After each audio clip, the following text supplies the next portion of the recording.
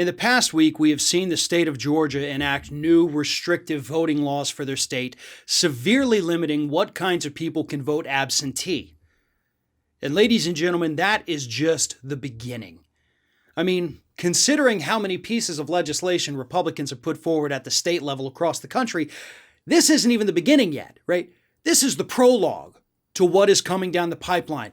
Currently, in 43 different states, 43 out of 50, there are more than 250 pieces of pending legislation at various different levels to restrict voting rights of American citizens. And the reason for this is all because of that 2020 electoral loss that Republicans just suffered.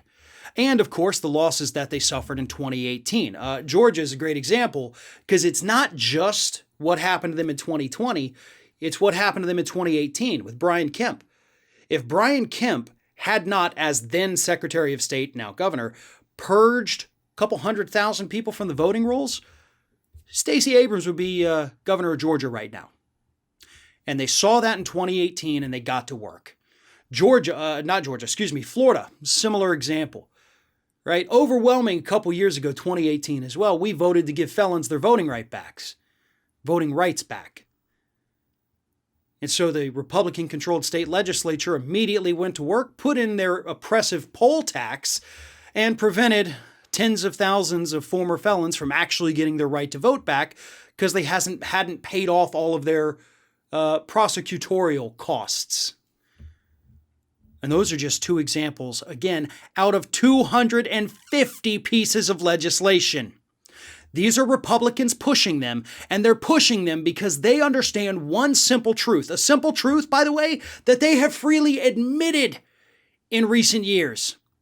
And that is, when you have more people voting, Republicans are less likely to win. And if we ever reach a point where we have damn near full voter participation, the Republican Party is done. I know they look strong on paper, right? Where you have roughly a third of the country say we identify as Republicans and only a third identify as Democrats. But Republicans understand one simple truth. They don't have policies to go out there and pitch to the public. They have nothing to run on. So why, when you're given a choice between someone who stands for at least something versus somebody who stands for nothing, the person who stands for nothing is going to lose every time, unless they rig the game. And that's what we're talking about here. That's what we're looking at here. A rigged system that will be rigged forever if Republicans have their way.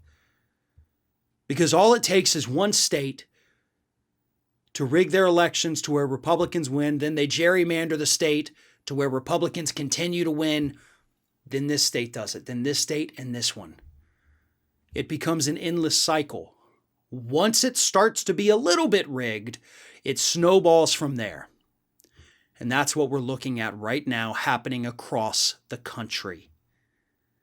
This is serious, and Democrats better start taking this seriously, or else they were in for the shock of their lives when 2022 rolls around.